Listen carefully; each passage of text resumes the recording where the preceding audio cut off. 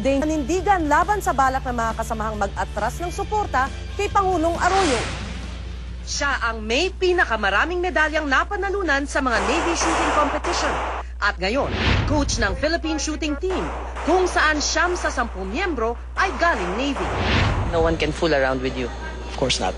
Si Colonel Jonathan Martir din ang pinakamahalagang witness ng Lopez Committee na nag-imbestiga sa naudlot na coup. Siya ang nagbulgar sa pagkakasangkot sa coup ng mga kapwa Marines.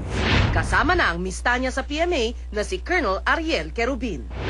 February 23, tanong ni General Aliaga kay Martir, may coup ba? Sabi ni Martir, oo sir, nilapitan na ako ni Ariel.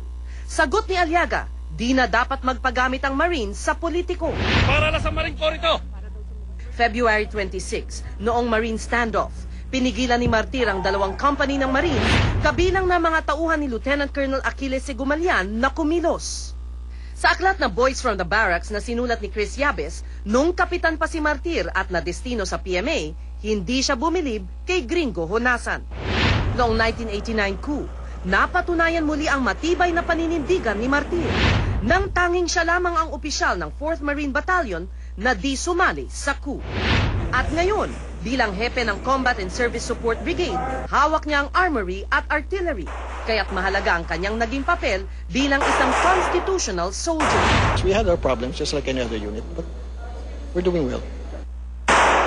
Ngayon, iba naman ang kanyang tungkulin, ang umani ng medalya para sa Pilipinas. Mahigpit na mabait.